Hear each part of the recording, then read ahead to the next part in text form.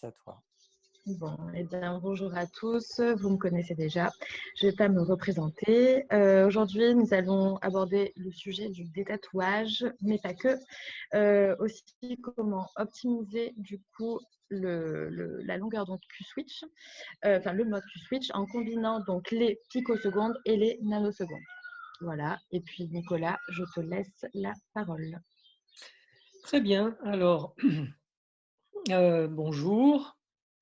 Très content de vous retrouver. Le sujet du jour, c'est un appareil de Photona qui s'appelle le Starwalker et qui est un laser Q-switché avec lequel on peut faire du détatouage, mais aussi pas mal d'autres applications. Il faut donc noter que, en général, les lasers Q-switchés, qui sont les lasers de détatouage, ils n'ont que cette fonction Q-switchée et ils n'ont pas d'autres modalités.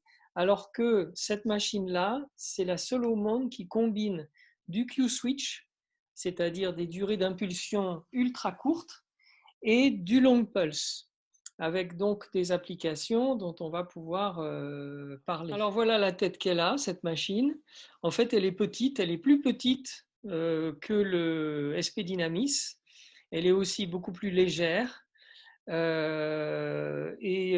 elle a un écran, elle a une interface qui est assez, qui ressemble un peu au style de l'écran SP Dynamis. Et donc, on va pouvoir regarder un petit peu comment ça se présente. Alors, bon, je crois que vous connaissez tous le laser. Vous avez déjà vu cette diapositive qui montre comment est structuré un laser avec sa cavité à l'intérieur qui est faite d'un milieu spécial qui va générer un faisceau de photons qui a une seule longueur d'onde, la longueur d'onde qu'on souhaite. Quand on fait du laser, eh bien, on choisit finalement avec une machine, on a en général une seule longueur d'onde. Le SP Dynamis, lui, il a deux longueurs d'onde. Celle-ci, elle en a quatre en fait. Mais c'est pas tout à fait comme s'il y avait deux lasers à l'intérieur de la machine. Là, c'est plus à travers un jeu de lentilles qu'on arrive à générer ces quatre longueurs d'onde différentes. Donc, ici, ça, c'est un laser ordinaire. Les photons du faisceau sont générés grâce à cette source de lumière blanche extérieure qui vient exciter les électrons et générer des photons à l'intérieur de la cavité entre deux miroirs, un miroir complètement réfléchissant et un miroir de sortie qui est semi-réfléchissant. Et les photons n'arrivent à traverser le miroir de sortie que lorsqu'ils atteignent un niveau d'énergie suffisant. Donc ça, c'est pour un laser long pulse classique. Maintenant, pour un laser Q-switch, eh bien, quelle est la différence? En fait, il y a en plus dans la cavité et devant le miroir semi-réfléchissant de sortie, un obturateur physique, c'est comme un petit portillon qui va s'ouvrir et se fermer de façon très très brève. Et grâce à ce petit dispositif, on va pouvoir générer des impulsions ultra courtes, ce que ne peut pas faire un laser s'il n'y a pas un laser long pulse, s'il n'y a pas le petit obturateur, on ne peut pas générer des impulsions qui sont dans la catégorie nanosecondes ou picosecondes. Voilà. Alors, cette machine, ce laser Q-switché, donc on l'a vu, c'est un système, il y a un système de libération de l'impulsion qui est ultra bref, et il y a une création de durée d'impulsion dans la gamme des nanos ou même des picosecondes. Et l'effet du laser sur les tissus, c'est un effet qu'on appelle photomécanique, c'est-à-dire que contrairement à la photothermolyse qui est obtenue avec des durées d'impulsion plus longues, dans les millisecondes par exemple, le but, ce n'est pas de chercher à échauffer la cible, on ne cherche pas à échauffer, mais on cherche à casser comme une bombe qui explose et qui fait éclater une vitre en petits fragments. Donc, on n'est pas du tout dans le même type d'effet. Avec un Q-switch, on ne cherche jamais à échauffer. Hein. Alors, dans cette machine Starwalker, eh bien, il y a toute une gamme donc, de durées d'impulsion. Ça, ces durées d'impulsion très courtes qui sont dans les nanosecondes ou picosecondes, vous allez voir tout à l'heure, eh bien, il y a cette durée d'impulsion très courte, mais il y a aussi des durées d'impulsion qu'on retrouve dans le SP Dynamis qui s'appelle FRAC3. Le mode FRAC3, c'est dans les centaines de microsecondes, hein, donc 0,1, 0,3, 0,6 millisecondes, c'est-à-dire 100, 300, 600 microsecondes.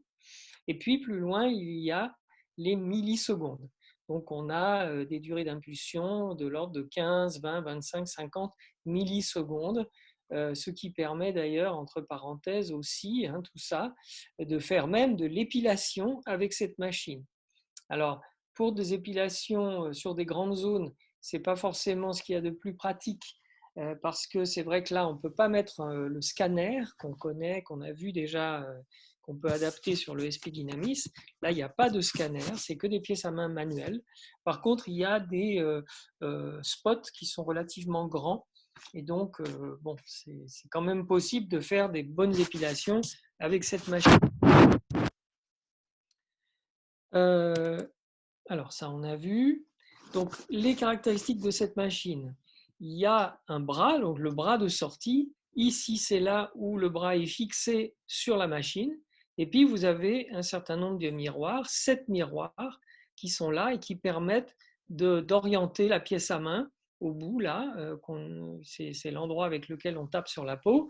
On arrive à bouger cette pièce à main dans toutes les directions grâce au fait qu'il y a tous ces miroirs. Alors, une chose remarquable par rapport à d'autres lasers du marché, c'est qu'il y a dans les longs bras, les longues tiges les longues branches de ce bras, il y a un système de cavités dans lesquelles il y a du vide qui permet aux photons de ne pas être perturbés par les photons de l'air. Donc ça, c'est très important pour pouvoir garder intacte l'énergie qui est véhiculée par le faisceau pour qu'elle arrive jusqu'au bout. Alors il y a des lentilles qui occasionnent des petites pertes d'énergie, mais grâce à ces branches et ces tubes à vide, l'énergie en sortie de laser est très bien maintenue et n'est pas perturbée. Alors, pour comprendre ce que c'est que la qualité d'un faisceau, d'un spot dans l'espace, je vous ai mis ici plusieurs images qui permettent de voir comment sont faits, comment sont constitués les spots sur différentes machines de différentes qualités. C'est vrai que particulièrement dans le détatouage et dans les problèmes pigmentaires, c'est très très important d'avoir un spot qui soit absolument parfait dans l'espace. Quand on fait de l'épilation, bon, c'est vrai qu'on cherche toujours à avoir un spot de bonne qualité, bien sûr, mais c'est moins dramatique si le spot n'est pas absolument parfait dans une épilation que quand on est dans du détatouage ou des problèmes pigmentaires. Donc voilà à gauche un spot qui est considéré comme étant de qualité supérieure. Donc on voit qu'il est relativement homogène. Les couleurs représentent le degré de température et de puissance du spot. Ici au milieu, vous avez un schéma qui montre un spot de qualité considéré comme très bonne dans la profession. Et puis ici, vous avez un spot de qualité considéré comme satisfaisante, mais on voit bien qu'il y a des petits picots et des irrégularités dans la délivrance de l'énergie sur la surface qui n'est pas formidable. Donc à titre de comparaison, voilà la qualité et l'homogénéité d'un spot avec ce laser Starwalker. Donc on voit qu'en dehors de quelques petits accidents qui peuvent être liés peut-être à des poussières sur une lentille ou quelque chose comme ça, la qualité de sortie de ce spot est vraiment parfaite. Ça, c'est lié justement à cette technologie, ce qu'ils appellent la vacuum cell technologie, qui en fait représente les tubes à vide que je vous ai montré tout à l'heure, qui sont situés dans le bras. Donc le faisceau ne subit absolument aucune distorsion. Alors, on a vu comment était le spot dans l'espace. Maintenant, il y a la considération de la délivrance de l'énergie dans le temps, au cours d'une impulsion. Alors, on a à gauche une technologie standard. Les machines, en fonction de leur puissance, du traitement électronique du pulse, elles peuvent avoir au cours du temps pendant le pulse une différence de délivrance de l'énergie au début et puis à la fin. Donc ça, c'est une vieille technologie qui n'est en principe plus utilisée, ou en tout cas pas chez Photona. Ici, vous avez ce qu'ils appellent la VSP, Variable Square Pulse Technology, qui est la technologie qu'il y a dans le laser SP Dynamis. Et on voit que là, au fil du temps, sur la durée d'un pulse, la délivrance de l'énergie est vraiment parfaitement constante. Et puis, il y a, avec une nouvelle technologie qu'ils ont développée avec leur Starwalker, il y a ce qu'on appelle la technologie ASP, donc ça s'appelle Adaptive Structure Pulse, et ça signifie qu'on peut, avec certains réglages, avoir une délivrance de l'énergie au cours d'une impulsion qui est un petit peu variable. Et ça, on l'utilise en fonction du cas, en fonction de l'indication dont il s'agit. Donc, c'est lié en fait au traitement de l'alimentation électrique dans la machine. Cette alimentation électrique, elle peut être modulée tout le long du pulse pour pouvoir lui donner la configuration qu'on souhaite. Alors, une des applications toutes particulières de cette technologie ASP, c'est la fameuse impulsion Q-switch, qui est le propre de ce type de laser. Alors, d'habitude, on a un pulse, d'habitude je parle des machines classiques, on a un pulse qui est constitué comme ça d'une impulsion, un carré. Là, ici, cette impulsion, elle a une forme un petit peu en cloche. Pourquoi ? Parce que, en réalité, dans la technologie du Starwalker, une impulsion nanoseconde, puisque dans un laser Q-switch, oui, ça je ne vous l'ai peut-être pas dit, la durée classique d'une impulsion Q-switchée, c'est 5 nanosecondes. C'est autour de 5 nanosecondes. Il y a des machines qui vont jusqu'à 9 nanosecondes, donc on est dans des durées nanosecondes pour une impulsion. Ici, ils ont choisi de constituer une impulsion nanoseconde avec 5 micro-impulsions, ou plutôt pico-impulsions, qui sont chacune d'une durée de à peu près entre 500 et 600 picosecondes. Donc au total, une impulsion Q-switchée du laser Starwalker est constituée de 5 pico-impulsions. Donc ça, c'est important parce que bon, vous avez peut-être entendu parler des lasers Pico. Pourquoi est-ce qu'ils ont été développés, ces lasers Pico ? Parce que il a été considéré par les développeurs de ces machines que la pico-impulsion était mieux capable de casser des micro, ou plutôt pico-particules. Comme vous le savez, dans un tatouage, il y a des particules de pigments qui peuvent être de taille variable. Si le laser qu'on utilise pour l'éliminer a des durées d'impulsion qui sont trop longues, eh bien les micro-particules qui ne sont pas sensibles à ces durées d'impulsion relativement longues, eh bien elles resteraient dans la peau indéfiniment et ce serait elles qui seraient à l'origine des résidus de tatouage qu'on voit parfois dans la peau. Donc, Voilà l'idée qui a sous-tendu le développement des lasers picosecondes. En réalité, en pratique, il y a eu maintenant d'assez nombreux essais cliniques qui ont montré que d'utiliser un laser picoseconde n'apportait pas en clinique énormément plus que les lasers nanosecondes. Mais on est quand même confronté à un effet de mode avec ces picosecondes. C'est facile à se rappeler comme nom, pico, etc. C'est très marketing. Et du coup, les patients, ils ont tendance à demander, est-ce que vous avez un laser pico? Donc, si vous avez un laser nano, ben, les gens, ils ne viennent pas chez vous. Ou alors, ils vont, enfin, il y en a en tout cas quelques-uns qui ne vont pas venir chez vous. Donc là, c'est un petit peu, comment dire, un jeu dans notre discours hein, qu'on a développé, c'est de dire, bah oui, mais ma machine, elle combine à la fois le pico et le nano.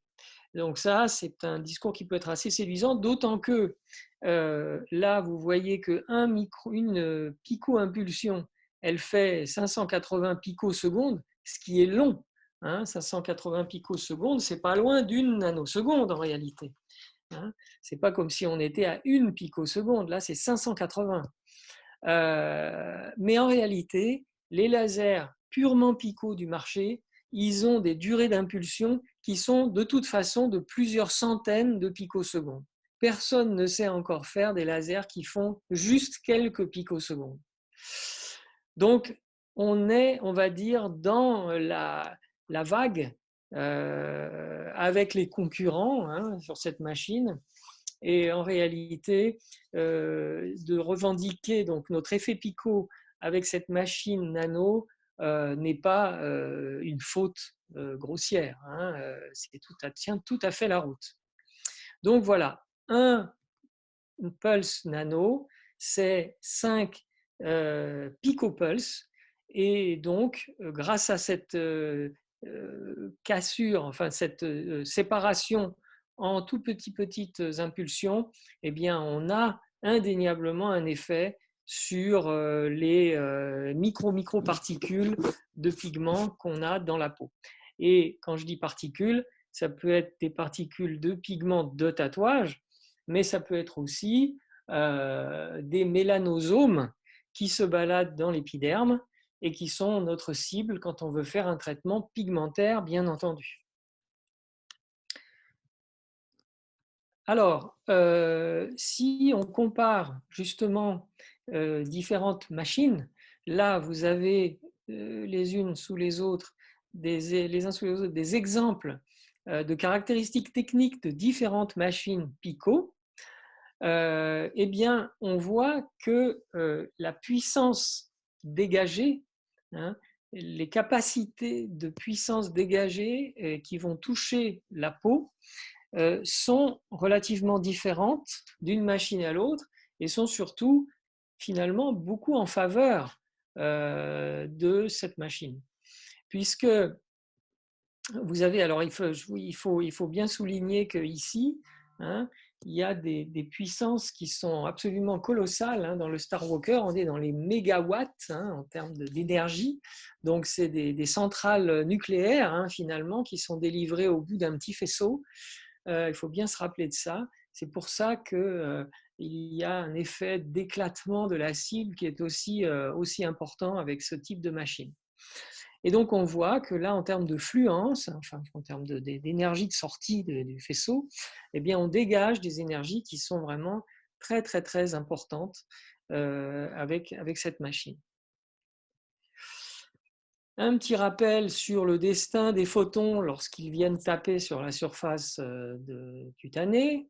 Il peut y avoir donc une réflexion totale et que ce photon soit complètement perdu, qu'il sorte complètement du champ du faisceau initial, donc lui il ne sert à rien, hein, il est perdu. Il peut y avoir des photons qui sont réfléchis et qui repartent, qui ne rentrent jamais dans les tissus. Il peut y en avoir qui sont transmis à l'infini mais qui ne vont jamais rencontrer leur cible. Il y en a d'autres, alors pour l'anecdote, qui peuvent être réémis après avoir fait un petit détour par l'intérieur des tissus. Et puis finalement, ben, les photons qui réussissent leur tâche, c'est ceux qui arrivent à rester dans le champ du faisceau et qui peuvent rencontrer leur cible pour y appliquer leur effet. Hein. Donc, en fonction du type et surtout de la taille du faisceau, on va avoir des efficacités qui seront différentes. Avec un petit spot et un spot large, on ne délivre pas la même fluence dans la peau et on ne va pas aussi profond dans la peau. Hein, il faut bien se rappeler de ça quand on fait un traitement. Quand on a un petit faisceau, on a énormément de pertes d'énergie finalement. L'énergie est très phagocytée par le milieu que les photons traversent. Et donc, à chaque fois, il y a des pertes de photons qui vont faire qu'on ne va pas très profond et que l'énergie efficace n'est pas énorme avec les petits spots. Alors qu'avec des spots larges, eh bien, on va avoir une action qui peut aller beaucoup plus profond et qui est beaucoup plus complète, beaucoup plus homogène sur le petit cylindre de tissu qu'on vient toucher avec notre faisceau.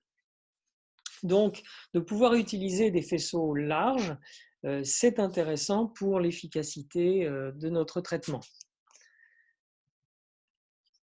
Alors, en fonction de la taille du spot, on voit que l'énergie délivrée, l'énergie qu'on peut délivrer, ou plutôt la taille des spots qu'on peut utiliser pour être efficace, eh bien, elle dépend beaucoup du type de machine, des caractéristiques techniques de la machine.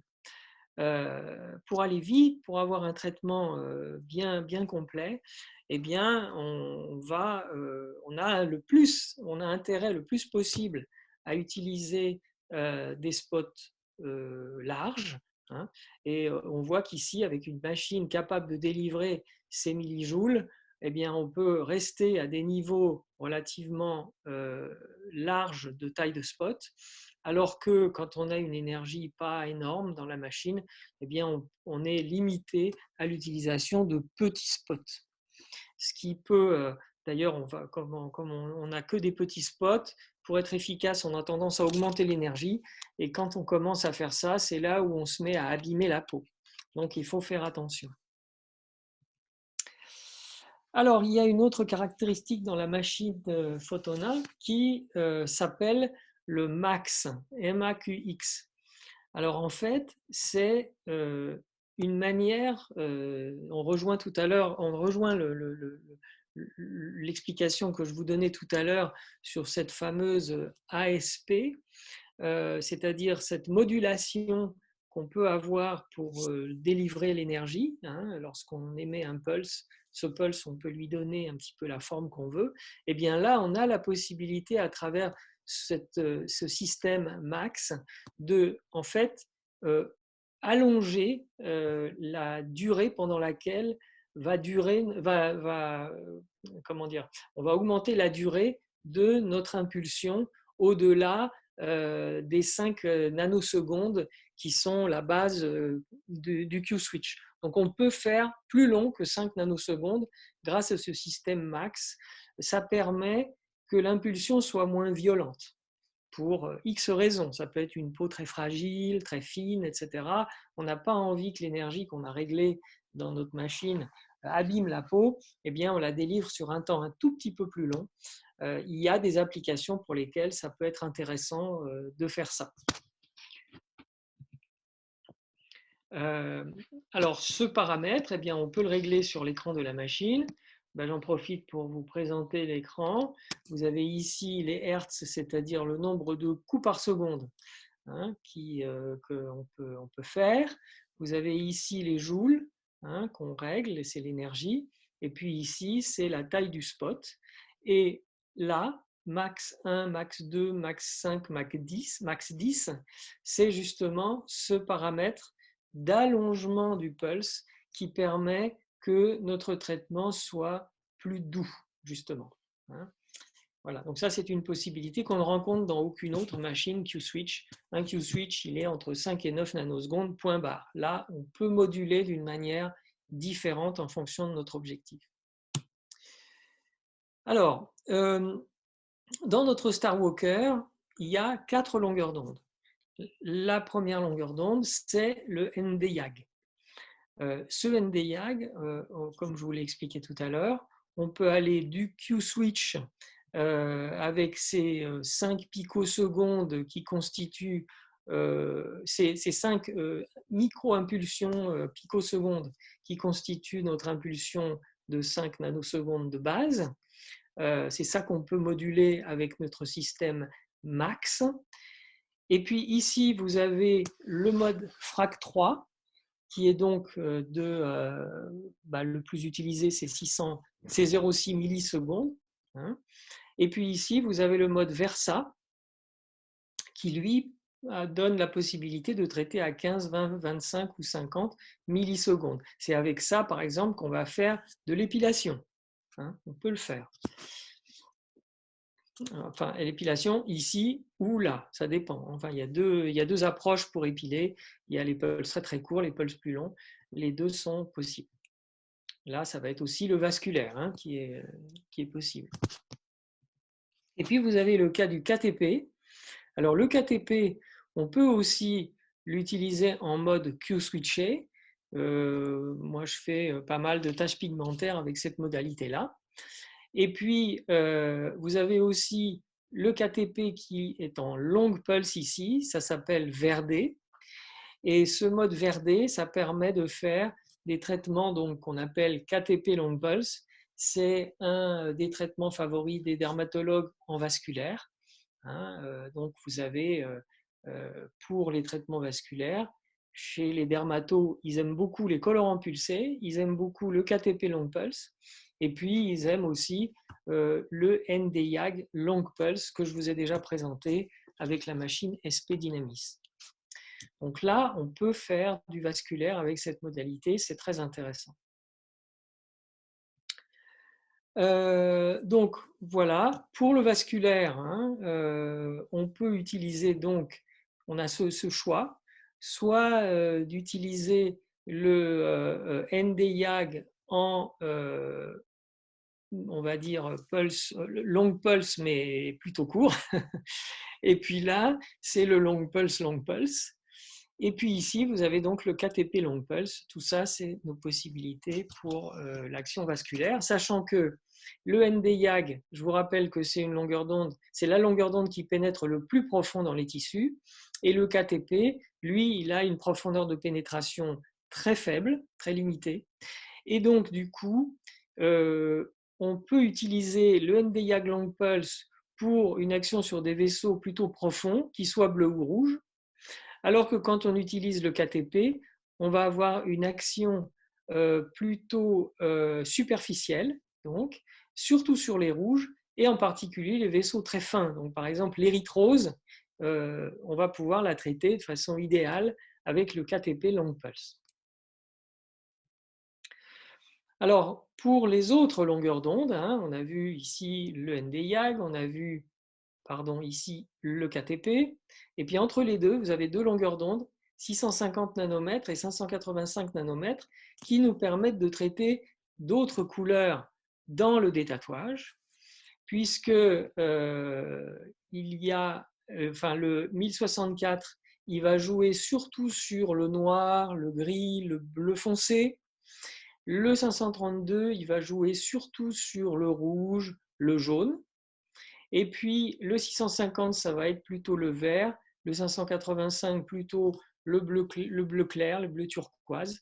Donc chaque longueur d'onde va pouvoir participer à la couverture de la gamme de couleurs dans nos détatouages. Donc au total, vous avez plusieurs procédures. Vous avez donc le max, vous avez le FRAC 3, vous avez le Versa, vous avez encore le max, vous avez le Verdé, etc. Ici, c'est du Q-switch classique. Donc tout ça, ce sont les procédures qui sont disponibles avec notre machine. C'est une machine très, très polyvalente qui peut combiner beaucoup de traitements. Vous avez une gamme de pièces à main qui est très importante. Dedans, vous avez alors des pièces à main Je commence par la pièce à main R28 qui va vous faire un spot plein de 2 à 8 mm avec lequel on va pouvoir envoyer les longueurs d'onde ND-YAG et KTP et qui va donc donner un spot plein et qu'on va utiliser pour, par exemple, des tatouages ou certains traitements pigmentaires. Et puis, vous avez aussi une pièce à main, même plusieurs pièces à main, qui sont fractionnées. Alors, c'est du ND-YAG fractionné.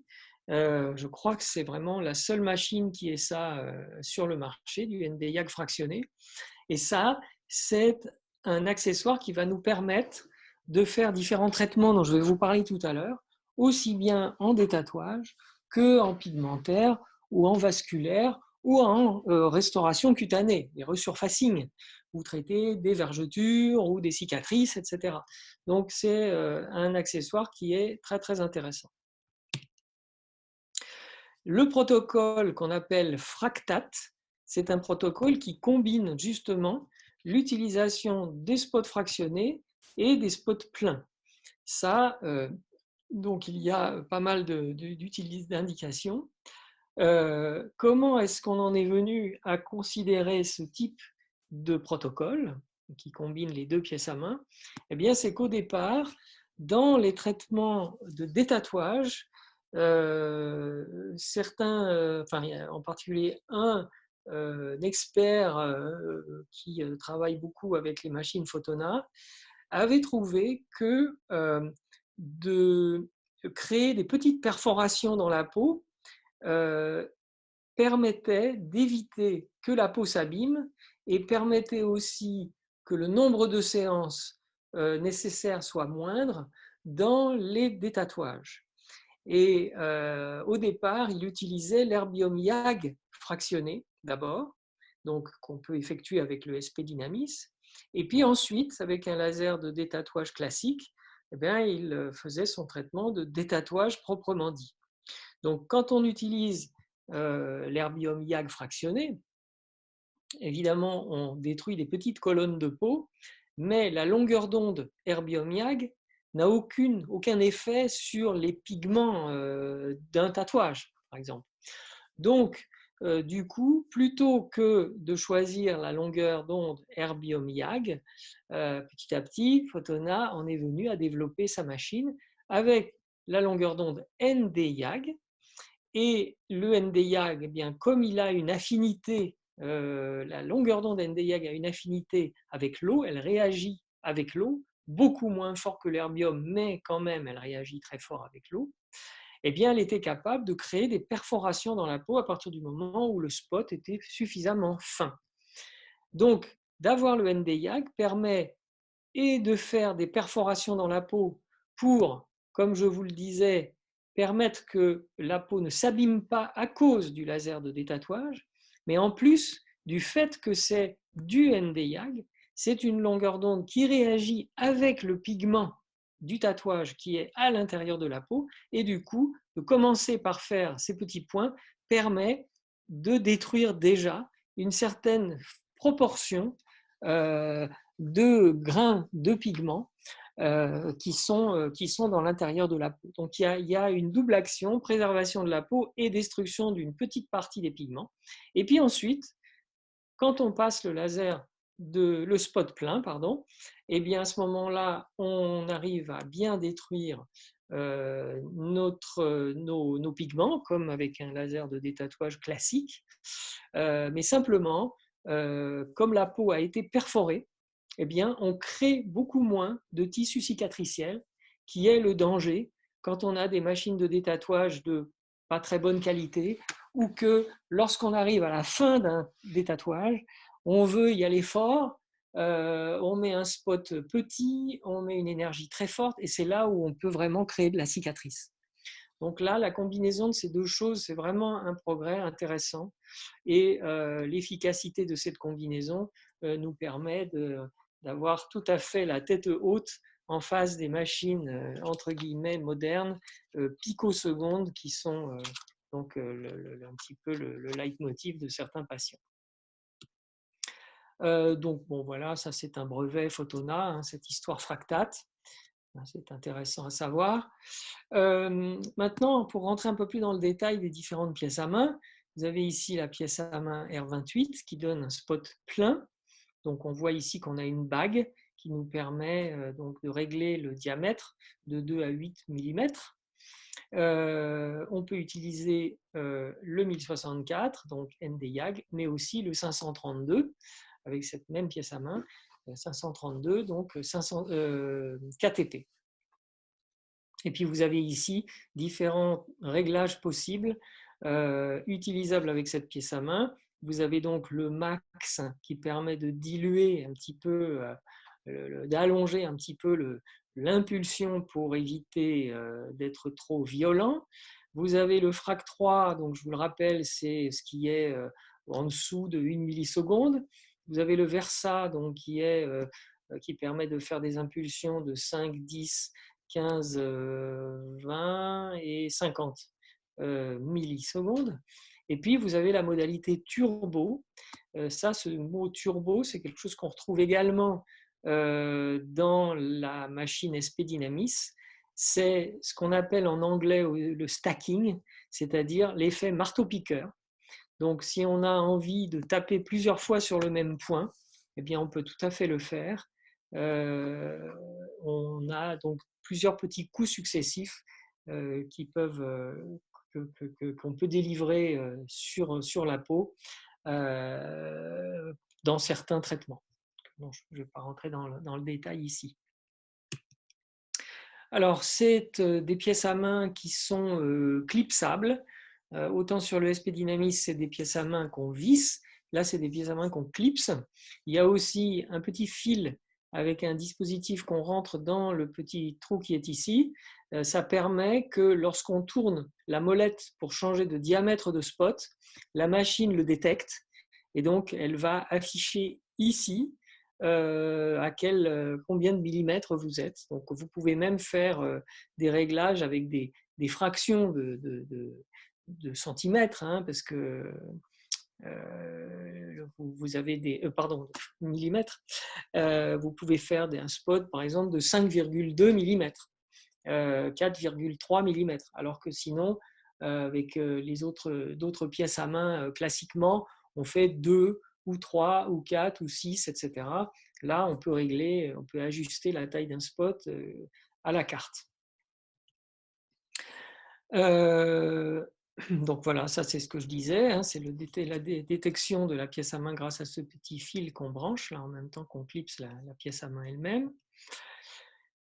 Alors du coup, avec tout ce qu'on a vu en termes de longueur d'onde, de type d'impulsion, de durée d'impulsion, de taille de spot, etc., eh bien on a différentes applications, différentes indications cliniques que vous voyez ici. Donc on peut traiter les pigmentations et les tatouages, avec ou sans la modalité fractate liée à notre pièce à main fractionnée. On peut traiter donc le mélasma, des lésions pigmentaires avec certaines modalités particulières. On peut traiter l'acné active ou bien aussi les cicatrices d'acné.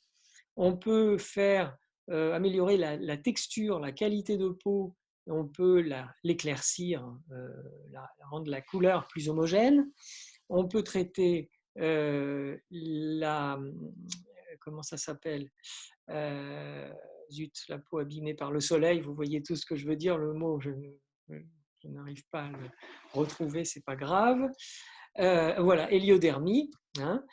On peut traiter les rides, les pores dilatés, faire un resurfacing, absolument comme on le ferait avec une autre machine de resurfacing fractionné.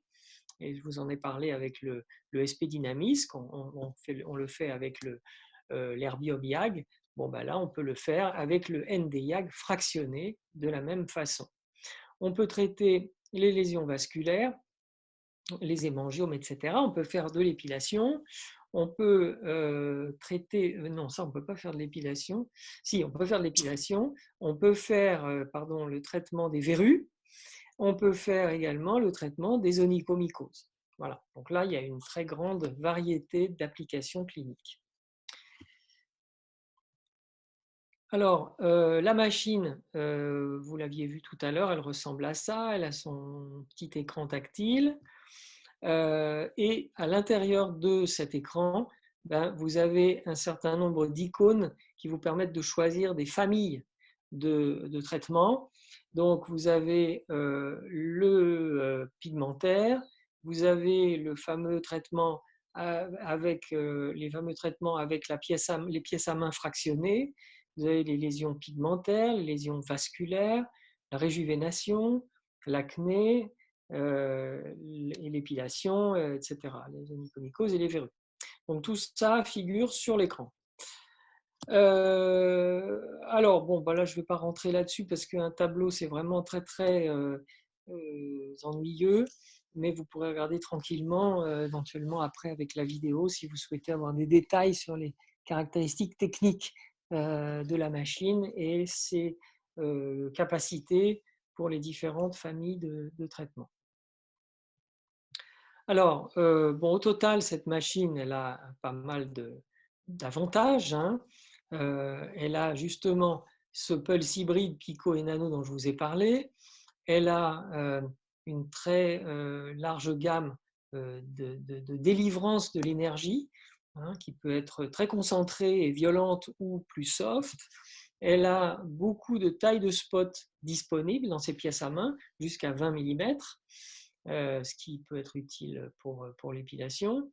Elle a donc une fréquence très élevée qui est parfois utile pour certains traitements délicats comme des mélasmas. Il y a des protocoles qui existent avec où les fréquences très élevées et des toutes petites énergies en Nd:YAG sont très utiles. Vous avez donc un excellent profil de pulse, hein, grâce à sa technologie VCT. Là, le bras est très pratique d'utilisation, ça, il n'y a aucun doute.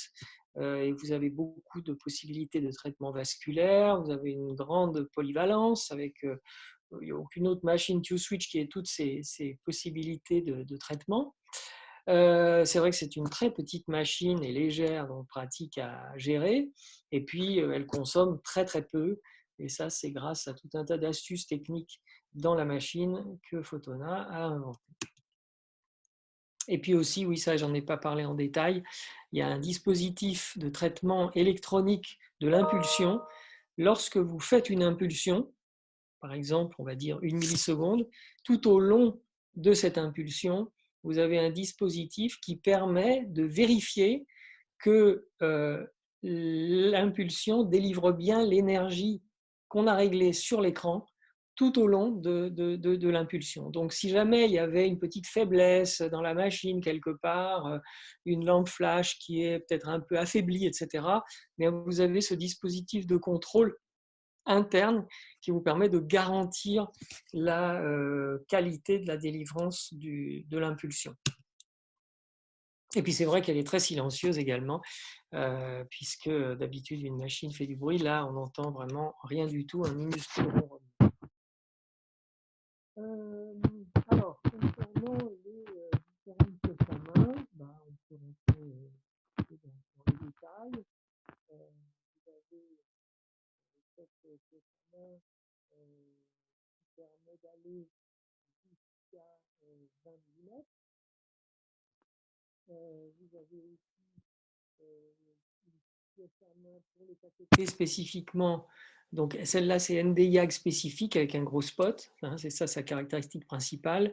Et puis celle-ci, c'est un petit spot pour des fluences basses.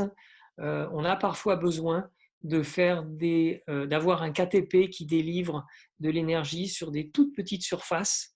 Et cette pièce à main est faite spécifiquement pour ça. Par exemple, quand on traite un visage où il y a beaucoup de taches de rousseur, on n'a pas envie d'avoir un spot trop gros et d'avoir donc ce spot KTP petit, ça peut être pratique pour certains traitements. Ça, c'est une pièce à main qui est spécifiquement faite pour le KTP long pulse, donc mode Verde. Vous voyez le type de traitement qu'on peut faire avec, donc des petits angiomes, hein, des petits angiomes stellaires par exemple. Ici aussi, vous avez là des vrais angiomes, ce qu'on appelle taches de vin. Et vous avez donc un effet d'effacement qui est très bien avec cette pièce à main. Là, ça, c'est une pièce à main. C'est celle que je vous présentais en premier. Ah non, pardon. Ça, c'est la pièce à main fractionnée. Donc, cette pièce à main fractionnée, elle délivre 81 petits pixels qui font chacun 250 microns de diamètre. Donc, la taille des pixels est la même que dans la pièce à main FS01 de la machine SP Dynamis, dont je vous ai parlé auparavant.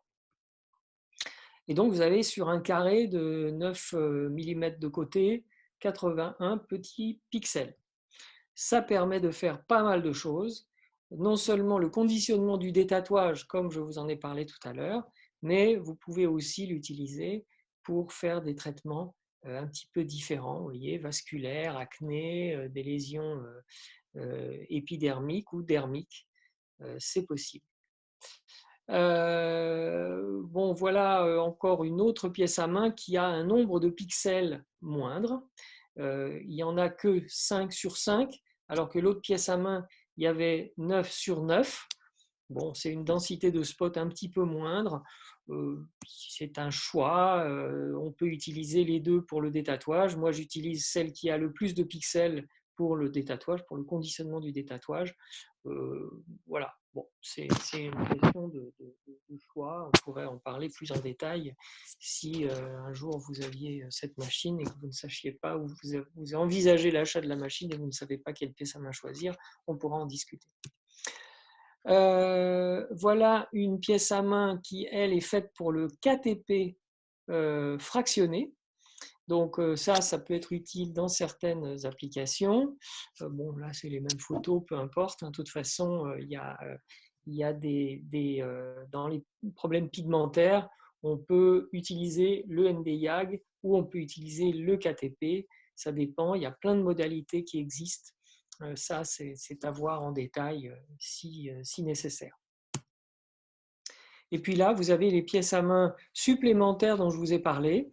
Donc vous avez un corps là qui va délivrer, qui va changer finalement la longueur d'onde grâce à un colorant un colorant liquide qui se trouve à l'intérieur ici de ce cylindre. Eh bien, vous allez transformer la longueur d'onde Nd:YAG en fait en longueur 1064 en 585 grâce à ce colorant. Et puis là, vous avez différentes tailles qui permettent de faire des spots différents. Voilà, des spots, ça va de 2 à 2, 3, 4, je crois. 2, 3, 4 mm. Donc ça, c'est la longueur d'onde 585 qui permet de traiter les verts, bleus, enfin, non, ça fait quoi déjà? Oui, non, c'est les bleus plutôt clairs. Alors que cette longueur d'onde-là, elle permet de traiter les verts, 650 nanomètres.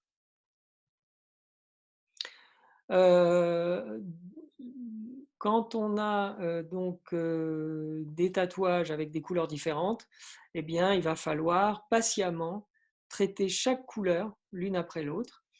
Donc personnellement, quand je fais ça, je traite d'abord les zones qui sont toutes petites comme ça, avec les couleurs un petit peu bizarroïdes, et je finis par tout ce qui est noir, bleu foncé, gris, etc. en dernier. Donc je dois, au cours d'un traitement, changer de pièce à main. Je peux avoir à utiliser une seule pièce à main si par exemple le tatouage est tout noir ou tout rouge, etc. Mais s'il y a des couleurs différentes, eh bien, on doit changer les pièces à main à chaque fois. Alors, pour les traitements maintenant, on a vu qu'il y avait des tas de possibilités. Le mélasma, c'est une des lésions pigmentaires les plus complexes qu'on ait à traiter dans notre métier. Le mélasma, c'est, comme vous le savez, quelque chose de très très capricieux. Une peau qui a un mélasma, bien souvent on peut considérer, et il faut d'ailleurs prévenir le patient, qu'il a son mélasma pour la vie. Même si on arrive à le réduire grâce à un traitement merveilleux, eh bien, il faut que le patient s'attende à ce que ça revienne un jour ou l'autre, que ce soit pour des raisons hormonales, de soleil, de maladies inflammatoires ou d'autres phénomènes qui pourraient faire réexciter les mélanocytes qui repartiraient dans leur excitation et fabriquer leur excès de mélanine.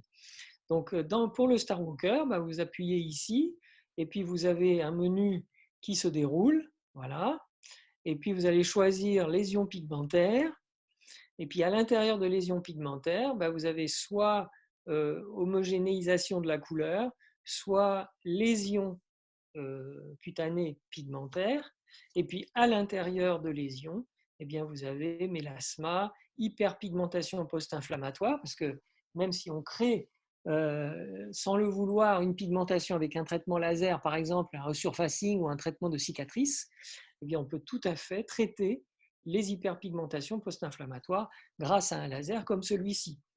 Hein, il y a aussi les taches café au lait, etc. Bon, il y a différentes choses qu'on peut faire avec. Donc là, on choisit mélasma et il y a un certain nombre de réglages qui sont proposés. Donc à nous de créer, d'ajuster le diamètre de spot, par exemple, pour faire ce qu'on souhaite.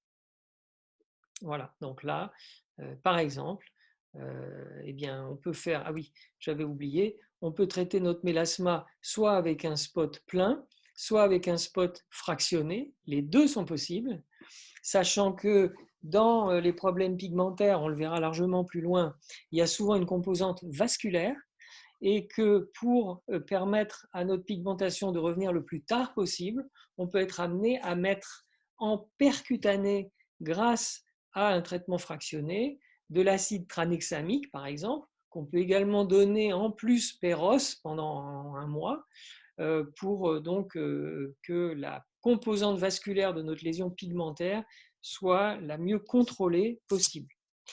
Voilà, donc soit fractionné, soit spot plein, comme on veut. Pourquoi il y a ça? Oui, voilà, ça c'est les deux exemples avec la pièce à main spot plein. Donc vous voyez 1 joule par centimètre carré, 8 mm, ou bien alors avec la pièce à main fractionnée, 9 millijoules par pixel, puisque c'est comme ça qu'on compte, avec un certain nombre de pixels dans notre pièce à main. Et donc, on va traiter notre mélasma avec ces deux choses qui sont optionnelles, ou on peut même faire les deux si on veut d'ailleurs. Alors un exemple, vous voyez ce mélasma qui est quand même très très prononcé, ici sur le front, au-dessus des sourcils, sur les joues, tout le pourtour de la bouche, et on a un assez bon résultat. La photo n'est pas top. C'est qui? C'est un monsieur, c'est un médecin turc apparemment qui a fait ce traitement. Voilà, 5 séances quand même. Hein. Le mélasma, c'est une tannée, il faut le savoir. Ensuite, d'autres traitements, ça peut être une pigmentation de la zone périorbitaire, du cerne en particulier, qui peut être une grosse demande chez certaines origines ethniques, comme les maghrébines ou les africaines. Donc ça, eh bien, il y a tout un tas de protocoles qui combinent différentes pièces à main, qui combinent différentes modalités, etc. Donc ça, il y a plein de choses qui sont disponibles dans la machine. La pigmentation, même il a traité apparemment la paupière supérieure également, grâce à une coque intraoculaire. Et puis, il a fait un traitement, et tout de suite après, une séance, avec un seul côté traité. Donc là, côté traité et côté non traité. Là, vous avez une modalité. Ah, je vois qu'il y a une petite question. Hop. Ah bon? Zut. Ton son avait disparu pendant un moment. Ça arrive de temps en temps. Ah Ton oui, son se coupe. Je le sais son pas, se coupe. quand tu touches ton écran, quelquefois le son se coupe et on te perd pendant une seconde ou deux. Ah d'accord, zut. Ouais, Alors, ouais. est-ce qu'il y a quelque chose qu'il faut que je répète? Je pense que là, tu peux revenir sur le début de cette diapo. Le début de cette diapo, d'accord. Ouais. OK. Alors, hop, j'éteins, pardon. Je reviens à la diapo, tac, tac. Voilà.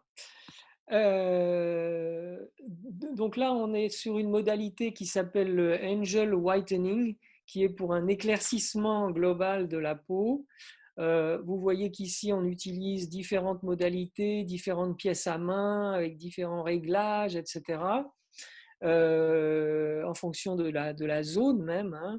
Et donc, l'idée, c'est d'apporter un éclaircissement à la peau. Vous voyez ici qu'il y a beaucoup de pigmentation, des taches de rousseur, des taches solaires, etc.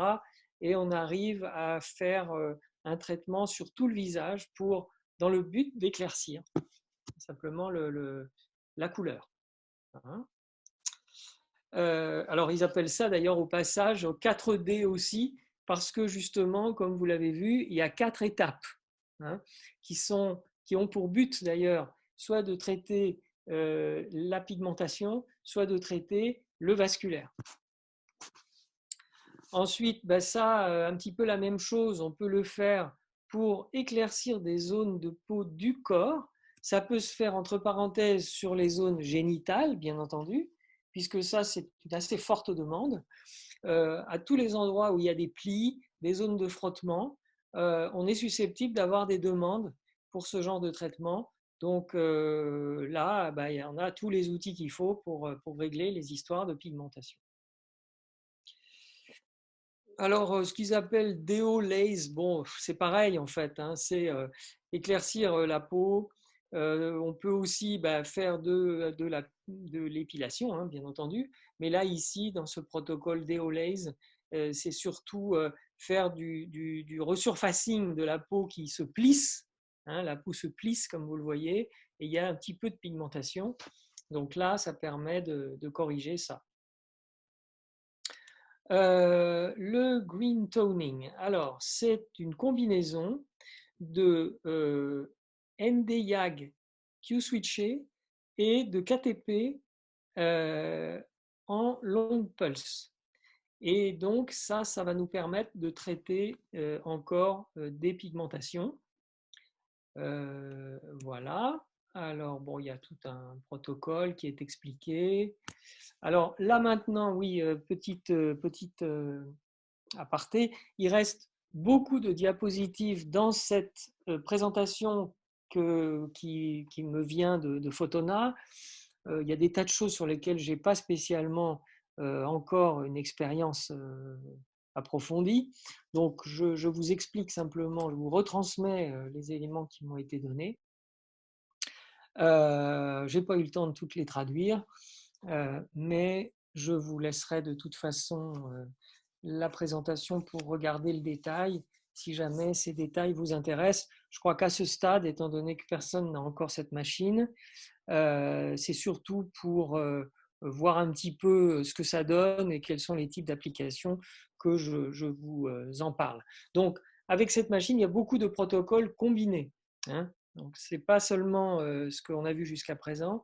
Vous allez voir que même après, même en vasculaire, etc., il y a des utilisations de réglages différents pour un même traitement. Hein. Voilà. Donc, une pigmentation du décolleté, très intéressant. Les suites sont très très simples parce qu'on est dans des niveaux d'énergie qui sont bas. Donc là, ça va être une journée de suite un petit peu gênante, hein, de roseur, mais c'est très léger. Entre parenthèses, bon, oui, non, je vais attendre, je vais vous en parler tout à l'heure. Il y a aussi des suites qui sont très très légères. Alors ça, c'est un exemple de traitement au KTP, hein, 532 nanomètres. Ça donne une croûte qui est marron pendant une semaine. Il faut bien prévenir les gens. Ça marche très bien. C'est vraiment une référence pour les taches brunes. On peut faire ça sur toutes les localisations, le visage, les mains, etc., les bras. Ça se fait beaucoup, c'est vraiment du tout venant. Et je trouve que, bon, alors avec le laser Erbium, on peut enlever des taches, bien entendu, je vous l'ai dit. Dans le cas de l'Erbium, eh bien, on enlève une petite pellicule de peau qui contient le pigment. Là, c'est un petit peu la même chose. Simplement, on n'enlève pas une couche de peau. On se contente de la griller très en superficie, puisque je vous rappelle que le KTP pénètre très peu dans les tissus. Il pénètre juste à la profondeur qu'il faut pour détruire la partie d'épiderme qui contient les mélanosomes et les dépôts de mélanine libres. Là, cette image est intéressante parce que on voit justement en lumière, je ne sais plus comment ça s'appelle déjà, genre lumière de Wood, l'apparition des éléments pigmentaires sous-cutanés. Voilà. Alors, oui, une chose qui est très très intéressante et très importante, je l'ai mentionné tout à l'heure avec le mélasma, mais pour pratiquement toutes les lésions pigmentaires, il y a une composante vasculaire qui existe et de traiter les deux, c'est-à-dire le vasculaire et le pigmentaire, permet bien souvent d'avoir une durée plus longue de l'efficacité de notre traitement. Donc ça, on peut parfaitement le faire avec la machine. Il y a les deux modalités disponibles dedans. Personnellement, je le fais beaucoup, surtout sur des peaux un petit peu fragiles, les peaux maghrébines, les peaux asiatiques, de pouvoir jouer sur la composante vasculaire, ça peut permettre de mettre moins d'énergie pour la partie purement pigmentaire du traitement et d'éviter les effets indésirables. Bon, là, c'est une pièce à main. On nous montre ici un petit accessoire qui est cette espèce de tige avec le rond au bout. Mais dans le rond, il y a une plaque de verre qui permet d'écraser les vaisseaux lorsqu'on est sur la peau. Donc vous voyez ici que c'est le principe, vous savez, du verre de montre pour effacer et tester les lésions pigmentaires. Eh bien là, on peut se servir de ça pour écraser les vaisseaux dans certains types de traitements. Ça peut être utile. Alors là, on voit l'effet que ça peut donner de faire notre KTP, là tout de suite après. Notre KTP va nous faire des lésions donc, qui sont pour l'instant, tout de suite après le traitement, c'est plutôt violacé. Et puis ça tourne vite au marron foncé. Et voilà l'aspect que ça a pendant une semaine à peu près après le traitement. Donc ça, c'est à se souvenir. Ici, le traitement est fait pour cette petite lésion vasculaire. Je pense qu'il y en a une également ici, c'est pour ça qu'il y a une petite trace qui reste. Donc là, on a ce tout petit angiome stellaire qui a été traité. Je pense que c'est ça le traitement principal qui a été fait ici. Là également. Alors, oui, quand on parlait de traitement vasculaire, je voulais dire l'utilisation du laser KTP en longue pulse. Donc l'idée, ça peut être de faire un traitement vasculaire avec le KTP long pulse, puis le traitement pigmentaire avec le KTP Q-switché. C'est pour vous dire combien d'avoir dans la même machine ces deux possibilités, c'est intéressant. Alors, des traitements avec le KTP long pulse, eh bien lui, il a choisi de faire un traitement pigmentaire sans utiliser la modalité KTP-Q switché parce que c'est une peau asiatique qui risque de faire des rebonds pigmentaires ou des hyperpigmentations post-inflammatoires, une peau fragile. Eh bien là, ce médecin donc asiatique a choisi de traiter uniquement avec la modalité vasculaire ces taches pigmentaires. Donc voilà ce que je vous expliquais tout à l'heure concernant les peaux fragiles. Encore un autre traitement du même style, pigmentaire également en mode vasculaire. Alors, les traitements vasculaires proprement dits, maintenant. Donc on est dans le Verde 532 nanomètres. On peut aussi utiliser le 1064 en modalité Versa, c'est également une possibilité. Mais là, on est dans le Verde Long Pulse, donc ATP Long Pulse, qui est une modalité classique chez les dermatos et qui est très intéressante pour les lésions vasculaires, surtout rouges et superficielles. Donc là, vous avez ce traitement de ce petit angiome plan. Vous avez ici le traitement, enfin juste avant le traitement et là tout de suite après le traitement. Vous voyez que ça devient un petit peu violacé. Pareil ici, avec la petite fenêtre au bout de la pièce à main que je vous montrais tout à l'heure. Ici, un traitement de l'érythème post-acné. Donc là, vous voyez, un mois après un traitement, c'est déjà pas mal. Il se trouve qu'il y a peut-être des micro-cicatrices en pic à glace. Donc, il y a aussi l'option de faire un traitement fractionné ablatif avec l'herbium YAG. Mais là, c'est juste la rougeur qui était la cible. Et donc, le traitement de la zone rouge est un succès. Vous voyez qu'ici, on voit bien en transparence avec cette photographie spéciale les endroits très vascularisés et la diminution des zones vasculaires grâce au traitement. Ça, c'est la pièce à main qui permet de faire du Nd:YAG fractionné et on peut s'en servir donc pour faire des traitements comme sur des cas comme on vient de voir. Vous voyez que là, sur des pigmentations diffuses, c'est quasiment du mélasma. On a aussi des bons résultats. Donc là, c'est purement fractionné. Voilà les lésions d'origine et puis l'aspect que ça prend tout de suite après. Donc, il y a des points de saignement qui sont dus au fait que les pixels de la pièce à main fractionnée vont pénétrer jusqu'à une profondeur de à peu près 150 microns, même plus. Ça peut aller beaucoup, beaucoup plus profond, bien entendu. Mais à partir du moment où on atteint à peu près 150 microns, ça peut commencer à faire des petits points de saignement, mais qui ne durent vraiment pas longtemps. Ça dure, la rougeur dure 2 jours.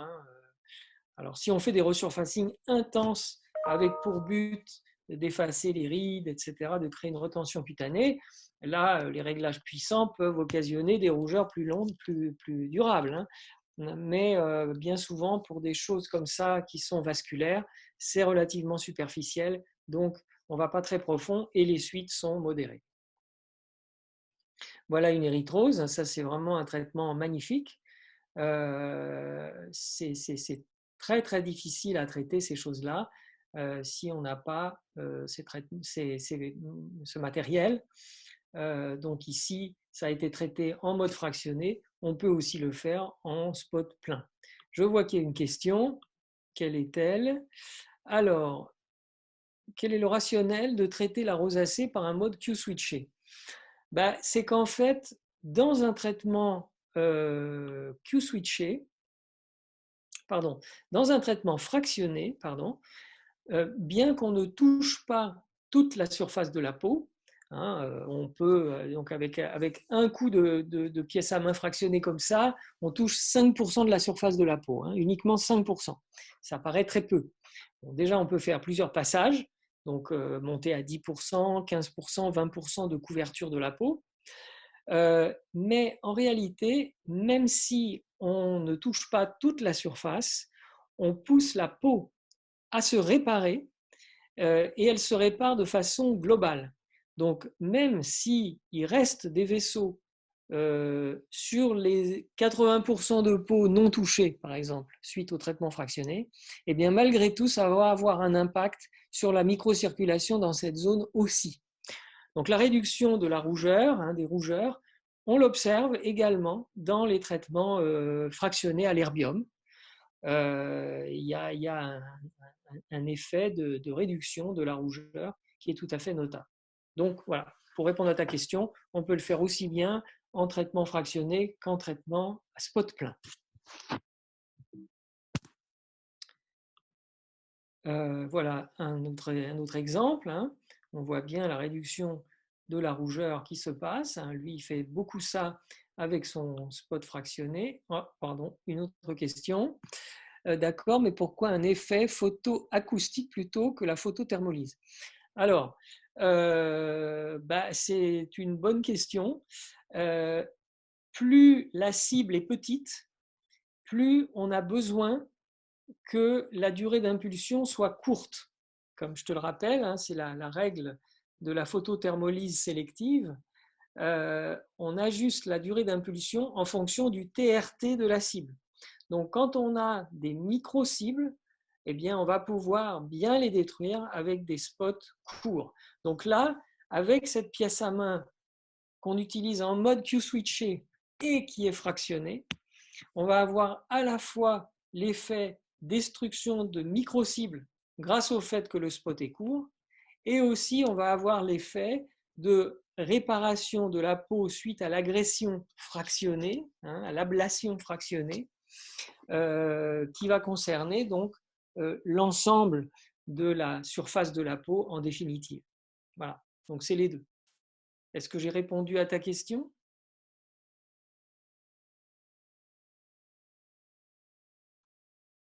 Oui? Non? Bon. Apparemment, en tout cas, s'il y a d'autres questions, tu me la poses, bien entendu, il n'y a pas de souci. Voilà encore des exemples, rougeur, diffuse, et c'est toujours pareil, c'est toujours la même pièce à main fractionnée. Traitement de l'acné. Nicolas, excuse-moi de te couper, on a un petit problème avec ton micro. Ah bon? Mince. Ah là, c'est bon. Voilà. Ouais, super. Peut-être parce que je me tenais trop loin de l'ordinateur. Ouais, je sais pas, merci. J'ai essayé de crier plus fort, je mets plus fort le son. Marchera. Là, c'est bon, vous m'entendez bien? Oui, c'est parfait. Je pense que ton micro, il doit être pas loin de ton clavier. Et quand tu mets la main dessus, tu nous coupes. Ah, Je ne sais d'accord. pas où est ton Bon, micro. Je sais pas quel est ton okay. clavier. Bon, je lève les mains. Alors, j'ai les Voilà, mains en c'est garde des mains en l'air comme tu faisais l'air. tout à l'heure. Ok, bien. Donc, traitement de l'acné, pareil, avec toujours cette même pièce à main. Là, le but, c'est de remanier le derme grâce à l'action fractionnée, de détruire les micro-organismes grâce à la chaleur, puisque le Nd:YAG, il apporte quand même beaucoup, beaucoup de chaleur dans la peau. Voilà, donc je pense que c'est ça le rationnel pour ce traitement. Je ne suis pas certain de tous les détails, mais enfin, l'idée c'est ça. Sachant bien sûr qu'on peut traiter des acnés avec l'herbium YAG fractionné également. On peut tout à fait le faire, surtout s'il y a bien sûr des cicatrices, comme je vous l'ai déjà dit. Voilà un autre cas. Donc on a des beaux résultats sur notre acné. Pareil, encore un cas, toujours. Encore un autre cas, et c'est toujours le même type de protocole. Alors, pour la réjuvénation cutanée, le cou, on sait que c'est une peau qui est très fragile.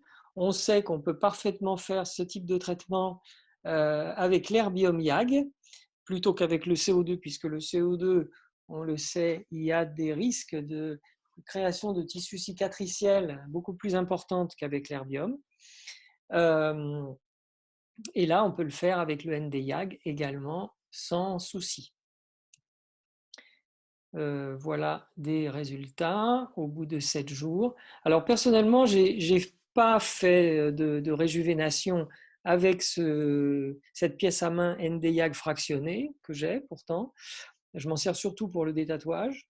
J'ai donc pas spécialement de recul, mais pour ceux qui l'utilisent beaucoup, et il paraît que c'est très très bien, que c'est très intéressant et que ça donne des très beaux resurfacing. Voilà un autre resurfacing. Donc on voit l'effet sur les rides qui est pas mauvais du tout. Ici, bon, je vois moins. Enfin bon, il y a quand même un effacement de certaines rides, surtout sur le haut du visage. C'est assez visible là au niveau de la glabelle. Là, c'est plus qualité de peau, rougeur diffuse. Voilà, ah ben, j'ai mis mon truc restauration cutanée pas au bon endroit, mais ça fait rien, tant pis. Alors, qu'est-ce qui se passe, hein? Vous avez là, c'est une image d'histologie qui montre comment agit cette pièce à main fractionnée. Donc, en regard de chacune de ces flèches bleues, vous avez dans la partie profonde du derme un éclatement des structures tissulaires. Vous voyez les petits points blancs qui se sont créés. Donc là, ça nous montre cet effet de cassure des structures profondes. Et c'est à partir de là que la restauration cutanée va nous permettre que le processus de réparation cutanée va nous permettre d'obtenir notre résultat. Alors, oui, c'est une espèce de cassure des structures par le fait que c'est du Q-switch, hein, bien entendu. Quand c'est de l'ablation avec des durées de pulse relativement longues, comme nos plusieurs centaines de microsecondes de l'herbium, ça fait carrément des colonnes de tissu vaporisé. Là, ça agit plus avec un effet d'éclatement des structures. C'est pas tout à fait pareil. Il n'y a pas une colonne de peau grillée. Hein. C'est peut-être d'ailleurs ce qui explique que les suites sont très, très simples avec ce traitement. Alors voilà un traitement sur les vergetures. Donc apparemment, ça marche bien sur les vergetures. Donc ça, c'est un traitement intéressant. Ça, je vais le faire à coup sûr. Je ne l'ai pas testé, mais ça m'a l'air prometteur. Un autre traitement sur les vergetures qui a l'air pas mal aussi. Après une seule séance, ça a l'air pas mal en termes de retention cutanée et d'amélioration de l'aspect de la vergeture. Alors, pour le photo-vieillissement, eh bien, là, vous voyez qu'il y a beaucoup de tout ce qui est rougeur. Là, elle n'a pas de pigmentation, mais elle a de la rougeur. Elle a la peau fripée avec des rides verticales sur le décolleté. Et ça a l'air d'être tout à fait intéressant. Et ça, c'est le KTP Q-switché. Voilà, un autre exemple. Alors en bas, la petite photo, c'est l'aspect tout de suite après. Mais le avant-après, il est sur les deux photos que vous voyez là. Bon, ça a l'air pas mal. Concernant le détatouage, donc, pour ceux qui ne sont pas habitués au détatouage, il y a des échelles comme ça, avec des scores, les nombres de traitements nécessaires pour enlever le traitement. Donc, on mesure ça avec il y a certains paramètres, on va dire, certains scores qu'on peut suivre pour voir l'évolution de notre traitement. Bon, là, vous voyez, il y a un traitement avec 7 séances, 10 séances, 9 séances, pardon. Ici aussi, vous avez pas mal de traitements avec le nombre de séances qui ont été nécessaires. En haut à gauche, 5 séances, en dessous 6 séances, en dessous 9 séances, etc. Bon, bien entendu, le nombre de traitements, il est fonction de la quantité d'encre qui a été placée par le tatoueur et puis éventuellement de la difficulté des couleurs aussi, puisque bien souvent, pour enlever des couleurs un petit peu compliquées, ça nécessite plus de séances que quand on a du noir tout bête ou du rouge tout bête. Hein. Le rouge, le noir, ça s'en va bien. Le vert, ça peut être compliqué. Le jaune, le bleu turquoise, très compliqué, etc. D'ailleurs, vis-à-vis des patients qui ont toujours tendance justement à être impatients avec leurs résultats, moi je les renvoie toujours, hein, parce qu'ils me disent docteur, vous m'aviez dit que ce serait probablement 5 séances, mais là on en est à 6 et il y en a encore beaucoup. Je leur dis allez voir votre tatoueur, c'est lui qui est responsable de la coloration de votre tatouage, ma machine elle fait son travail. Donc voilà, il y a beaucoup ce genre d'argumentation avec les patients des tatouages. Tant qu'il en reste même un tout petit peu, ils sont insatisfaits. Et c'est que quand vraiment le tatouage est complètement parti, que là, ils sont heureux et ils vous félicitent. Alors, voilà. Ah, une question. Alors, une question. Quelle période entre chaque séance? Alors, en fait, l'élimination des pigments par la peau prend un temps différent selon la zone du corps. Donc, il y a des zones du corps où ça met très longtemps à partir, d'autres zones où ça part relativement rapidement. En moyenne, je demande d'attendre 6 semaines, je demande aux gens de revenir toutes les 6 semaines. Mais quelquefois, ça peut être nécessaire que ce soit plus. Par exemple, les chevilles, enfin des zones qui sont mal irriguées, mal drainées, avec une circulation lymphatique pas top, c'est plus long que sur des zones qui sont bien vascularisées. Hein, ça, c'est en général comme ça. Mais il y a des schémas qu'on peut trouver qui donnent les temps nécessaires pour l'élimination des pigments pour chacune des zones du corps. Hein. Voilà. Qu'est-ce que je voulais dire? Oui, alors au passage, pour ceux qui ne connaissent pas le principe du détatouage, donc le détatouage, il nous sert, il consiste à casser les grains de pigments qui sont trop gros pour que nos cellules les enlèvent de la zone. Le laser casse les grains de pigments en petits fragments, et ces petits fragments, ils sont assez petits pour que nos cellules, nos macrophages, etc., viennent les prendre, les phagocyter et les éliminent de la zone. Alors, il y a une certaine partie des fragments de pigments qui s'en vont par la circulation lymphatique jusque dans les ganglions lymphatiques, où ils peuvent rester d'ailleurs pendant des années. Donc, l'élimination du pigment par le corps est extrêmement lente, peut ne jamais être complète d'ailleurs. Souvent les gens, les patients, si on leur explique ça, ils nous demandent si c'est pas dangereux que les pigments soient dans les ganglions.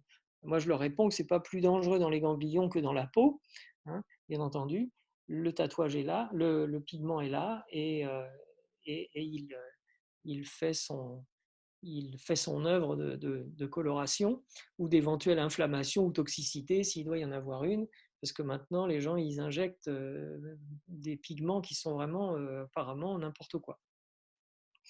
Alors donc le pigment s'élimine en allant se loger dans les ganglions lymphatiques pour une part, mais il semblerait qu'il y a aussi une très grosse part des pigments qui, en définitive, restent dans les macrophages dans un niveau cutané plus profond qui permet que le pigment ne soit plus visible, mais il resterait là dans la zone qui a été tatouée très très très longtemps et peut-être même définitivement. Et les macrophages, eh bien, ils se renouvellent, bien entendu. Ils sont détruits et il y a de nouveaux macrophages qui sont recréés. Eh bien, les nouveaux macrophages qui sont recréés, apparemment, rephagocyteraient les microparticules de pigments qui restent sous la peau. C'est ça qui expliquerait que, justement, le pigment ne part pas intégralement par la circulation lymphatique jusqu'aux ganglions et après peut-être l'urine, etc. Donc ça, c'est à savoir. Donc je ne sais pas pourquoi. Ah oui. Voilà. Alors, l'aspect qu'on voit ici, c'est ce qu'il y a tout de suite après les coups de laser. Donc là, on voit que la zone de peau blanchit. Pourquoi est-ce que la peau blanchit aux endroits où le laser est passé? C'est parce que lorsqu'on donne le coup de laser, le faisceau traverse la peau, la partie superficielle de la peau, et quand il rencontre des grains de pigment, les grains de pigment explosent, il y a un dégagement gazeux qui se fait, et c'est ce dégagement de gaz qui soulève la peau. Et c'est la tension de la peau qui provoque ce blanchiment. Quelquefois, on fait des traitements, puis les gens regardent pendant le traitement et disent « Oh, ça y est, il s'en va déjà ». Non, non, non, pas du tout, ce serait trop beau. Le pigment est toujours là. C'est juste la peau qui blanchit et qui nous cache le pigment. Ceci explique que même si on repasse une deuxième fois tout de suite sur les zones qu'on a traitées, ça ne va rien faire de plus. Le pigment ne va pas être mieux détruit parce qu'on repasse immédiatement. Si on veut avoir un petit effet supplémentaire, il faut attendre au moins 20 minutes pour repasser dessus. Et là, on a un petit supplément d'effet grâce à un deuxième passage. Plus de 3 passages, enfin plus de 2 passages, c'est vraiment pas utile du tout. Ça sert à rien. Quand on fait le traitement fractate avant de passer le laser de détatouage, donc on fait nos petits trous dans la peau, ce dégagement gazeux, eh bien, il va pouvoir justement se faire par les petits trous qu'on a créés au préalable, et c'est ça qui permet que la peau s'abîme moins et qu'elle se répare plus vite et qu'on ne fasse pas de tissu cicatriciel. Donc ça, voilà, c'est à retenir.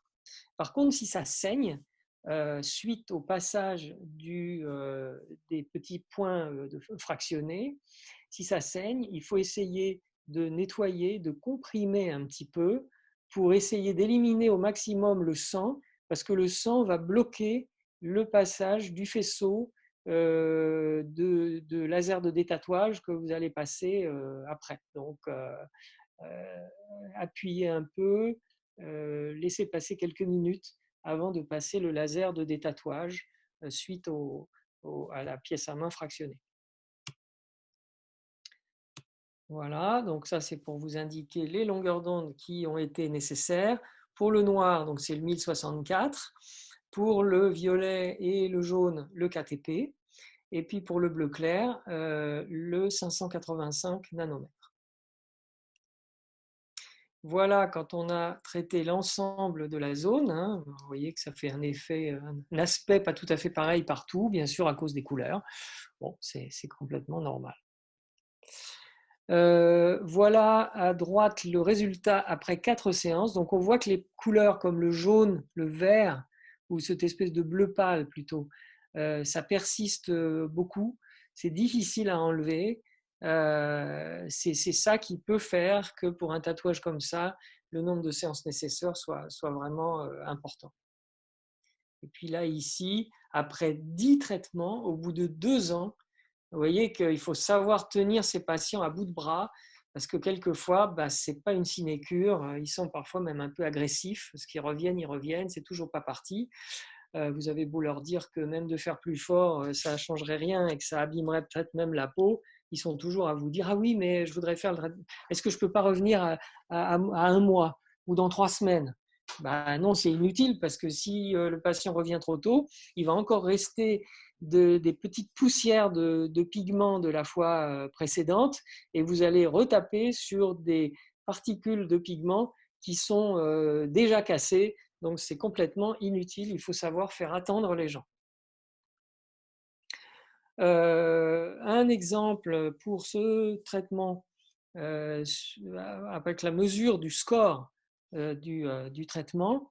Vous voyez ici la contribution de chaque séance à la réduction du tatouage.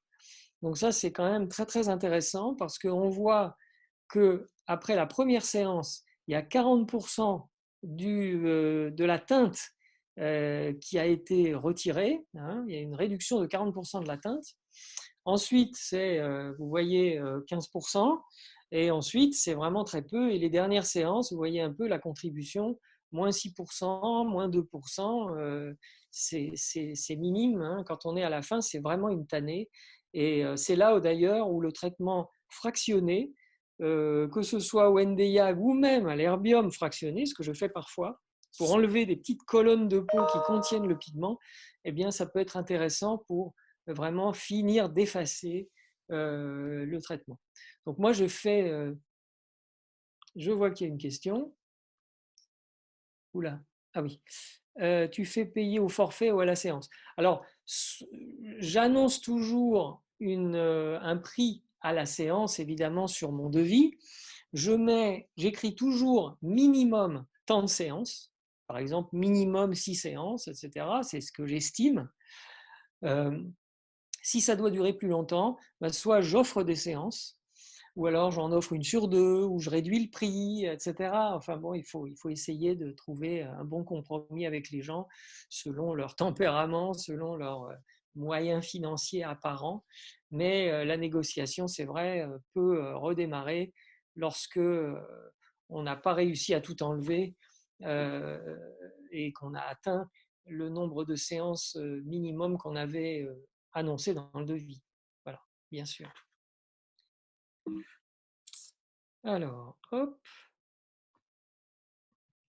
Bon, ça c'est. Je vais passer un petit peu. Alors, ça, bon, c'est des. Je vais regarder un petit peu mes diapos globalement pour voir jusqu'où je vais et quand je m'arrête, parce qu'il y a encore quand même un certain nombre de photos. Ouais, bon. Bon, je crois que je vais passer les diapos relativement rapidement maintenant. Alors, la première publication qui concerne l'utilisation d'un traitement fractionné plus d'un laser de détatouage, vous voyez, ça date de 2012. C'est des experts très liés à Photona qui ont créé ça, qui ont inventé ça. Donc, c'est vraiment intéressant. Moi, je le fais depuis très longtemps. Le Star Walker, je l'ai depuis 1 an. Mais avant, j'avais un autre laser de détatouage, un vieux truc, qui marchait très bien, heureusement quand même. Mais je fais systématiquement depuis, on va dire, 4 ou 5 ans, le conditionnement avec l'herbium-YAG fractionné, puis le passage du laser de détatouage. Et c'est vrai que les résultats sont vraiment très bons. Et la peau est très très bien préservée, la peau s'abîme peu. Sur les peaux noires, c'est un peu délicat, il faut bien dire. On fait parfois des points de dépigmentation qui sont définitifs, ça c'est très très casse-pied. Donc il faut être très prudent sur les peaux foncées. Mais globalement, je trouve que j'ai de bons résultats avec cette combinaison. Puis là, bon, j'ai une petite année de recul avec mon Star Walker. Je ne peux pas vous dire exactement ce que j'en pense précisément, mais pour l'instant, je suis plutôt content de l'évolution des tatouages. Donc voilà la combinaison, hein, le dynamisme d'un côté pour faire les trous et le QX Max, il s'appelait l'ancienne version du Q-Switcher, s'appelait le QX Max. Et bon, cette combinaison-là était comme ça. Il fallait 2 lasers. Maintenant, on a les deux avec un seul laser. Alors, je vais passer. Ah oui. Donc voilà un tatouage de départ. Et puis ici, il a voulu comparer avec le conditionnement à l'herbium-YAG fractionné d'un côté, et puis de l'autre côté, que le laser de détatouage. Hein, voilà l'aspect. Alors vous voyez qu'après le traitement, l'aspect est un petit peu différent. Quand on fait les petits trous, ben, ça saigne. Le blanchiment suite à cause du soulèvement de la peau est un petit peu moindre. Donc l'aspect n'est pas pareil après. Et puis on voit que la capacité d'effacement de la combinaison des deux est quand même très, très intéressante. Voilà, bon, autrement, là c'est une seule séance a permis d'enlever ce tatouage qui était un tatouage amateur. Alors les tatouages amateurs, l'avantage c'est que souvent il n'y a pas beaucoup d'encre, Mais le désavantage, c'est que les amateurs, ils savent très mal piquer dans la profondeur, dans l'épaisseur de la peau, et ils répartissent le pigment de manière, comment dire, un petit peu en montagne russe, c'est-à-dire certains points de piqûre, l'encre est très profond, d'autres points de piqûre, l'encre est très superficielle, et parfois, on a des mauvaises surprises. Ça m'est arrivé de devoir creuser la peau, mais vraiment creuser, avec mon herbium, pour pouvoir enlever un paquet de pigments situés à je ne sais combien de centaines de microns de profondeur. Je pense que même j'ai eu un cas où c'était pratiquement à 2 mm de profondeur, un paquet de pigments qui fait une trace bleutée, moche. Donc voilà, les tatouages amateurs, c'est vraiment parfois très casse-gueule. Alors, tac, tac. Alors, ici, avec la combinaison, on a un assez bon résultat. Ah oui, il a fait une biopsie. Alors là, c'est une biopsie d'une zone qui a été traitée avec la pièce à main fractionnée Nd:YAG. Donc là, on voit, vous voyez, avec un certain réglage, qui n'est pas indiqué ici d'ailleurs, malheureusement, si 10 millijoules par pixel, peut-être que c'est ça, eh bien, on a une pénétration d'à peu près 400 microns. Et c'est justement la profondeur à laquelle se trouvent en général placés les grains de pigment lorsque le tatouage est bien fait par un professionnel. 300-400 microns, c'est la profondeur où est le pigment en général. Voilà. Voilà. C'est le protocole. Bon, je vais passer.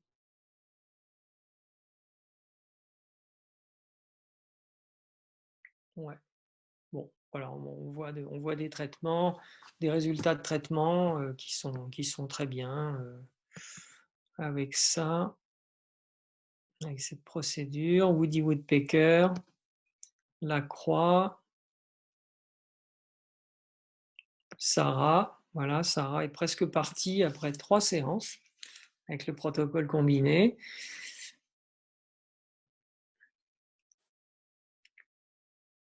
Voilà ici l'évolution du tigre. C'est pas mal éclairci. Donc là, c'est 4 mois après 6 séances. Et là, 1 an après 7 séances. Donc vous voyez que c'est vraiment un travail de patience. Un tatou résistant qui avait été auparavant traité 14 fois par sans doute différentes machines. Et puis, il a fait le traitement avec le fractate et il est arrivé à bien effacer. Voilà, c'est pas mal du tout. 2 mois après 6 séances, alors que le gars, il est arrivé avec son tatouage à moitié effacé, en ayant suivi déjà 14 séances. Voilà, donc vous avez compris l'intérêt, réduction du nombre de séances, réduction du temps nécessaire par rapport à un traitement Q-switché classique sans fractate. Voilà, bon, les détatouages, c'est très très à la mode. Vous avez aussi les détatouages de sourcils qui sont très demandés. Donc ça, c'est intéressant. C'est assez moche après le passage du traitement, du laser. Donc les gens se retrouvent avec des suites pas très chouettes, mais les femmes sont patientes pour arriver à atteindre ce qu'elles veulent. Ici, ça c'est des tatouages après un tatouage traumatique. Donc ça peut être par exemple, vous voyez ici, vous voyez que là c'est une espèce de tache qui peut arriver lorsqu'on se blesse avec du métal ou quand on tombe sur le bitume. Il peut y avoir des petites particules qui rentrent dans la peau et c'est pas toujours facile à retirer, mais on y arrive. Bon, ça, c'est des choses assez rares. Le nevus d'Ota, c'est une lésion cutanée qu'on voit beaucoup chez les Asiatiques. C'est une lésion noire, hein, c'est du pigment noir qui s'en va avec des traitements. Là, ça nécessite non pas le KTP comme on l'utilise pour les taches brunes ou les lésions pigmentaires classiques, mais c'est du Nd:YAG. Hein. C'est une des seules lésions pigmentées pour lesquelles on utilise le Nd:YAG et non pas le KTP. Bon, voilà, donc, vous voyez tout ça en 1064 pour le nevus d'Ota qui est assez rare. Bon, ça, c'est des taches brunes classiques. Ça s'en va très bien. Hein. On peut faire donc avec le traitement fractionné ou faire avec le KTP Q-switché. C'est tout à fait possible d'éliminer nos taches. Voilà. Voilà, ben on a fait le tour. Le problème, c'est de rentabiliser un Q-switch. Un Q-switch, il faut vraiment faire beaucoup de ces traitements de détatouage, de dépigmentation. Alors le vasculaire, c'est vrai que bon, les pigmentations et les lésions vasculaires, c'est quand même quelque chose de très répandu, de très demandé.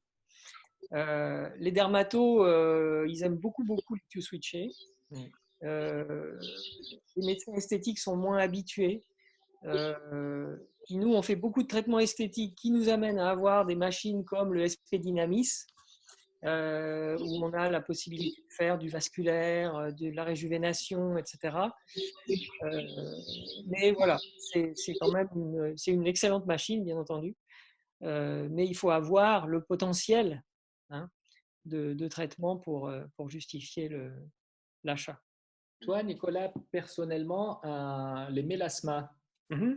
tu es équipé des deux. Tu t'y prends plutôt avec l'herbium ou avec ton Star Walker? Avec le Star Walker. Franchement, avec le Star Walker, c'est vrai qu'il y a un menu mélasma dans le SP Dynamis, mais c'est quand même très délicat à faire. Ouais, Le fait d'être amené à faire un peu d'ablation, etc., tu vois, même si c'est du fractionné avec peu d'énergie, c'est quand même très, très casse-gueule. Donc, pendant longtemps, avant que j'aie mon traitement, mon Star Walker, je faisais avec des peelings, tu vois, des peelings dépigmentants, mais j'étais moyennement satisfait. Là, j'avoue que depuis que j'ai commencé avec le Star Walker, et j'en ai fait quelques-uns, c'est vraiment super. Tu as des résultats. Vraiment super, ouais.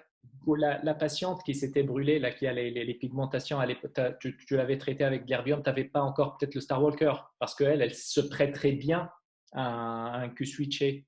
C'est vrai, mais là, j'ai dû, si tu veux, enlever de cet excès de peau très noir et en même temps très épaissi avec l'herbium en spot plein d'abord. Tu vois, c'était pas du fractionné, c'était vraiment le spot plein et j'ai dû enlever des couches de peau avec le spot plein. D'accord. D'accord. Bon, au dernier congrès de l'IMCAS, là, j'ai assisté à une session avec Leonardo Marini. Ah oui, bah oui. C'est la star de Photona, lui. Ouais. Et c'était très intéressant parce que lui, il fait l'herbium d'abord pour faciliter la pénétration du rayon Q-switché. Et il y avait un autre expert, Badawi du Canada, qui fait l'inverse. Il fait le Q-switché d'abord, il fait l'herbium ensuite pour favoriser l'élimination par voie extérieure des micropigments. Et la discussion était effectivement intéressante, mais je pense que c'est presque certain que l'association des deux, elle ferait probablement mieux que le Q-switché seul. Ah oui, ça c'est sûr, Alors tu disais l'herbium, et en fait, maintenant, si tu veux, on peut faire le Nd:YAG fractionné avec le Star Walker. C'est pas de l'herbium, mais Leonardo et Ashraf Badawi, tous les deux utilisaient l'herbium. Oui. Ça fait combien de temps? Je ne sais pas, sur la présentation qu'ils ont fait, il y en a un qui défendait plutôt herbium, puis Q-switché, l'autre Q-switché, ensuite herbium. Mais, je comprends. En fait, si tu veux, moi, je fais les deux. Je vais t'expliquer pourquoi. Quand on est au début du détatouage et qu'il y a beaucoup d'encre, à ce moment-là, il faut d'abord le fractionner parce que j'espère par ce biais détruire un certain nombre de grains de pigments et puis éviter qu'il y ait trop ce soulèvement de la peau qui soit brutal si tu veux et qui casse la surface de la peau. Donc ça c'est quand il y a beaucoup de pigments, parce que quand il y a beaucoup de pigments, l'explosion du pigment sous la peau est telle que c'est très violent, tu vois. Par contre, quand je suis à la fin d'un détatouage, que j'ai déjà fait pas mal de séances et qu'il reste peu d'encre, là je fais l'inverse. Oui. Pourquoi? Parce que si je fais d'abord le fractionné, ça fait un peu saigner et je crains que ça ne me cache des petites particules de pigment que justement je veux absolument trouver avec mon laser Q-switché pour enlever le tatouage. Eh ben, encore dans la même discussion, il y en a ceux qui mettent justement comme la pièce à main de Fotona. Ça s'est figé là. Ouais. Vas-y, recommence. Oui.